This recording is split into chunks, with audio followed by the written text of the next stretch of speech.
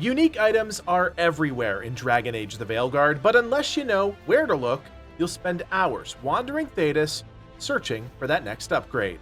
My name is Kodiak, this is Legacy Gaming, and today we're sharing 5 insane unique items and the secrets or quests that are your key to new loot. Friends, when it comes to secrets, it goes without saying there will be spoilers. Just fair warning before we dive in. Throughout Veilguard, you'll accept dozens of quests, but not all are created equal, and they certainly don't all reward the same loot. One I want to call your attention to is the Hall of Valor. You'll receive this quest after Tosh joins your team, and it's one of those quests you could easily push off until later in the game, but don't. When you're feeling confident in your ability to dispatch large groups of enemies, head to the quest area on the Rivian coast and go talk to the NPC. You'll quickly find out that the Halls of Valor is an arena quest that will see you and your squad go up against 10 waves of enemies. You'll have to confront every type of enemy in the game across every faction, so that's why you need to be rock solid in your ability to fight. Survive round after round until you eventually get through the 10th and final round, and you'll receive the Call of the Hall, one of the most consequential rings we've found in this game. This unique ring grants you plus 50% takedown damage, as well as plus 50% stagger, while also giving you a random buff whenever you use a takedown. This is incredible, especially if you lean into a stagger build. Staggering enemies isn't hard, you just need to overwhelm them with attacks, and once that purple bar fills up, you can unleash a huge attack that almost always eliminates the threat. More stagger damage, and a random buff. Yes, please. Don't skip the Halls of Valor quest, guys, as this ring could be your key to getting through Veilguard unscathed. The Rivian Coast is home to many secrets, and I want to call your attention to one environmental puzzle that will leave you with some pretty incredible loot. If you've recruited Tosh to your team, then you most likely have ventured into the Warden's castle, but during the main story quest, part of this area was inaccessible. In fact, this castle is home to 3 smaller puzzles that open the Warden's Vault, a secret chamber with multiple loot chests inside. When you return to the Rivian Coast, the main entrance to the castle will be blocked, so you'll need to head off to the right side. Knock down the board, opening up a shortcut, and then double back. You'll see an interactable red barrel.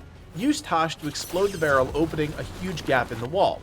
Move into the newly revealed courtyard and head left into a small room. Break all the boxes and you'll see 3 torches on the wall. Interact with the torch on the left, then the one on the right, then the one in the middle, and you'll hear a pleasant bell sound to let you know you've solved the first part of the puzzle. Keep heading up the castle using the stairs at the end of the courtyard, and then climb up to the next level. At the end of the castle wall is a door on your right which you can enter. Once in the room, you'll see 3 torches already ablaze with red flames. This lets you know you did the first puzzle correctly. Pull the lever and you'll enter a small treasure room with a chest and a large golden shield on the wall. Interact with it and a green flame will appear, and you'll also receive the quest the Warden Vault. Track it if it helps you, because that is the quest we're doing. Head back into the previous room and pull the lever near the grate on the floor, which will open the main portcullis gate. Jump over the banister or go back around the long way, it really doesn't matter here, but end up in the large room below, where you'll have to fight a number of enemies that have camped out. Cut through them as fast as you can, because we'll need the castle clear to finish the rest of the secret. Move to the back of the castle heading towards the statue and then hang a right. You'll enter another hallway. At the end of the hallway, you'll see some green ethereal butterflies hanging around a corpse. Interact with the corpse and a spirit will start to drift back towards the castle. Follow it back to the first courtyard you enter and head up the stone steps again, but this time hang a right. There, in an alcove, you'll see the second corpse. Interact with the body again and the corpse will head back towards where you first entered the castle, near the main gate. To the right of the gate, in the first room on your right, you'll find the third corpse. Interact with it and the spirit will fly back into the castle, all the way towards the statue at the very back of the Grand Hall. Off to the right is a green glow which will linger, and a spirit will be waiting. Get close and the spirit will reveal a secret room and the second Warden Seal. Interact with it and we're on to our third and final seal. The third seal is located deeper within the castle, towards the back entrance. Keep moving through past where you interacted with the skeleton the first time and make your way to this room with a training dummy inside. In the back right, you'll see some orange crystals that Tosh can melt with her companion ability. Head out the back of the castle to the grounds and you'll most likely confront a group of Antam warriors. I chose to dispatch them because the Wisp is hiding in this area. From where you entered the courtyard, look to the right and the crumbling ruins on the upper landing. There, you'll see another red barrel that Tosh can explode, causing a ladder to spawn that gives you access to the upper level. The wisp we're looking for is hiding up top in the corner. Bring this back to the wisp receptacle we found before, and a third secret room will reveal itself, which contains the third and final Warden Seal. With all 3 seals activated, head back to the Grand Hall within the castle. If you're coming from the back side of the castle, you'll want to jump down to the left, but either way, you're looking for a big set of stone stairs that heads under the room. Reach the back of the hallways, and with all 3 seals lit, you can enter the Warden's Vault. Inside are multiple chests, but the real prize is the Shard of the Void unique ring. When equipped, this gives your shocking weapon an AoE effect on every charged attack, but also removes shocking weapon in the process. If you have a class and build that quickly allows you to gain shocking weapon, this is such a massive piece of loot, especially when you consider how helpful AoE damage is throughout the game. Deep in the heart of Arlathan Forest is another unique item that I personally used for a good part of my progression. Now, both Shmo and myself were able to do this as part of the Plight of the Veil Jumpers quest, but you may be able to do it sooner. You'll want to head to the Forest Mire, which is on the right side of Arlathan Forest. What we're after is this chest here, which is on a small island at the center of the area. To reach it, we'll need to raise the magical bridge that's hidden just underneath the water. Once you enter the area, you'll see the chest dead ahead, but at this point, it's out of reach. Head left towards the closed portcullis, pulling the lever on the side, and the gate will open, giving you access to the left side of this area. Follow the path and walk across the broken log, and keep moving until you climb a flight of stairs. Take a hard left at the top and jump over the fallen tree, and pull the lever to the right of the next gate.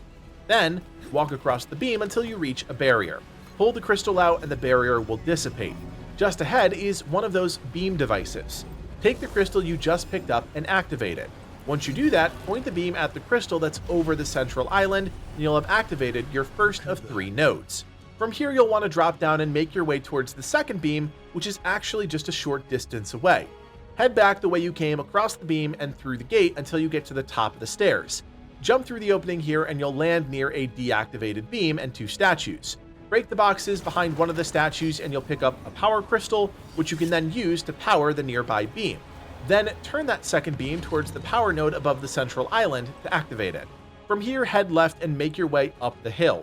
A short distance away is another beam, but this one is needed to activate a beam that's even higher up on that hill. Simply redirect the beam to the power source on the wall and you can continue on. Head back to the pathway below and continue your ascent to the top of the hill. You'll eventually reach a small clearing, and while it seems blocked, you can actually walk through the trees to reach the beam you just activated. Point that beam at the power source above the central island, activating the third and final pylon.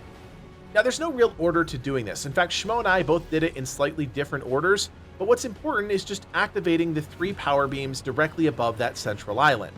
Doing that will send out a pulse of magic and the bridge will rise. Head back to the start of the zone and you'll find yourself looking across the bridge at a new boss, the Guardian of Secrets. Now, he's protecting that central island, and this boss clocks in at level 26, so be aware of that before you take on the challenge. At some point you will defeat him, and you can claim the real prize at the center of it all, the Iron Veil. This is a unique light helm that has 44 defense, 30% ability damage, and a special effect. Whenever an enemy dies, an apparition will spawn and attack a nearby enemy, dealing necrotic damage. Not only is this a nice little burst of damage, but it also applies a stack of necrosis, which you can exploit as part of your build. Simple secrets are often the key to some of the best loot in any RPG, and in the case of Dragon Age the Veilguard, that holds true. If you make your way to Docktown, there's a good chance you'll find one of these Candlehops. They're little statues that carry a message. There are 8 of them total, and you'll need to find each one if you want to lower a magical barrier that's hiding a unique item. To be clear, there's no official order as far as we can tell to find at least the first 7 Candlehops, but you will need to progress the game to Act 2 after you defeat the Archdemon. The first Candlehop can be found right inside the Shadow Dragon's headquarters, just before the sliding stone door that pops you out into the streets. Even still, I did run by this a few times before realizing it was an interactable. The second Candlehop can be found at Aula's Lookout in the southern part of the city. This is only accessible as part of or after the side quest Out of Tune, as a ladder is activated during the quest, giving you access to the area needed. To acquire this quest, you will need to progress Nev's companion questline until the Out of Tune quest becomes available at the bulletin board. The third Candlehop is found directly inside the Black Emporium off to the right side of the vendor. To unlock the Black Emporium, you'll need to progress the main story quest until the quest, The Black Emporium, can be obtained from the caretaker back at the lighthouse.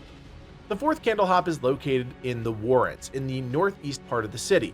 The statue is up a small flight of stairs and easy to miss because of the overhang. The fifth Candlehop is found in a small building along the Parthenius main docks. This is close to the furthest part south of the city on the left side of the bottom area. You'll most likely have to take out a group of Venatori first, and then hop along the boats until you reach the backside of said building. Inside, you'll find another Candlehop.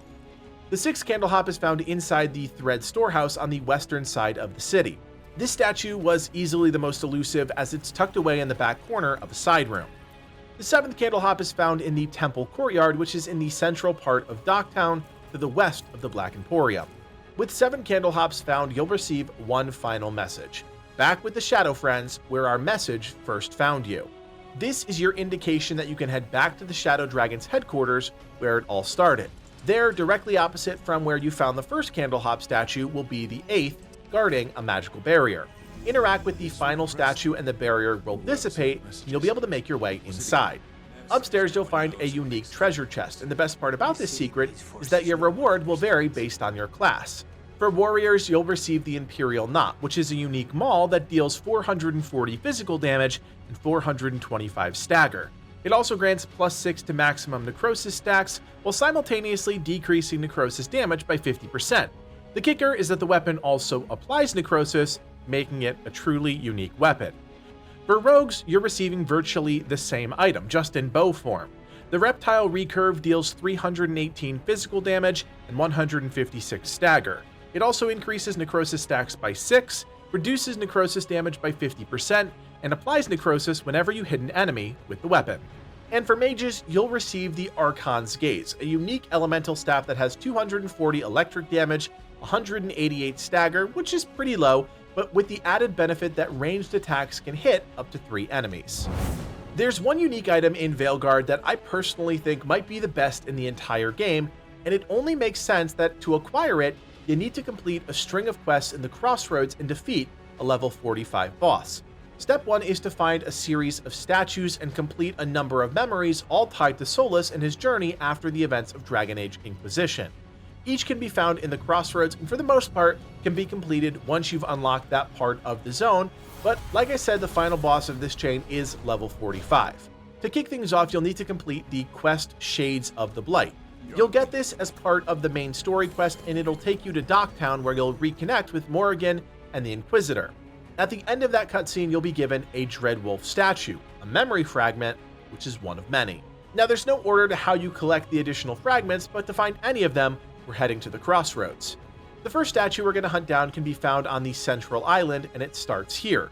You'll notice you need a Champion's Essence to get the pathway open, and this questline, Gate of Faded Glories, will take you back to Arlathan for a quick bout with a level 25 Darkspawn mini-boss. You really don't need any additional guidance here, as the quest will walk you through to your destination, but the ensuing fight is a bit chaotic with additional enemies, so just brace yourself. Once you get the essence, bring it back to our starting point here and open the way.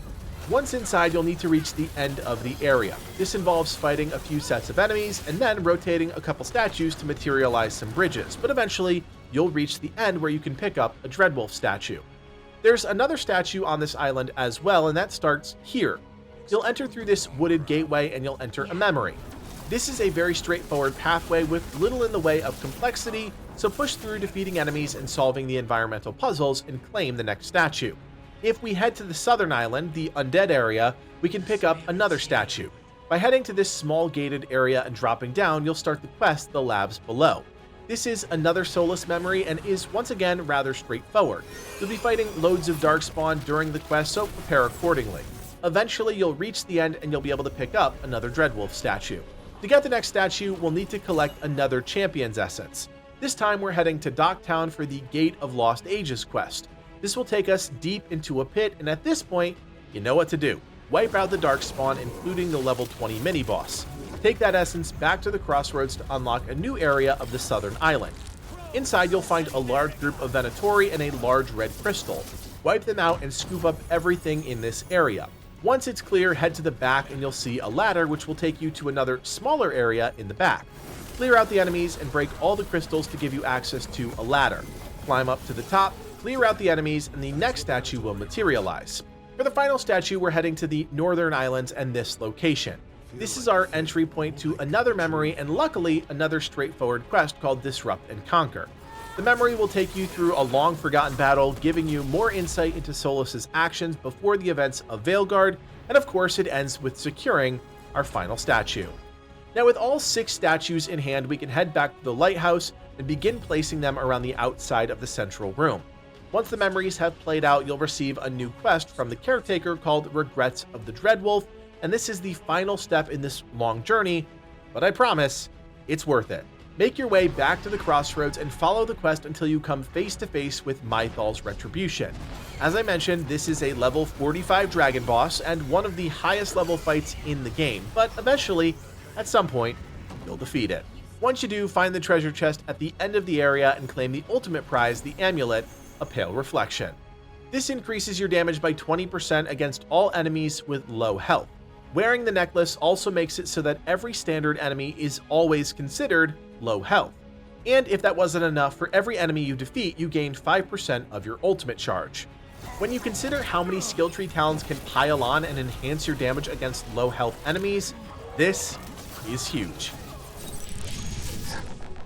So there you have it, 5 insane unique items you need to scoop up. And remember, there's no rush, but you do want to get these as part of your progression, because once the game's over, it's over. There's no end game. If you have any questions about any of these secrets, leave us a comment down below, and of course, if you enjoy these videos, do me a solid, hit that thumbs up, and consider subscribing. My name is Kodiak, and from everyone here at Legacy Gaming, thanks for watching, and play on.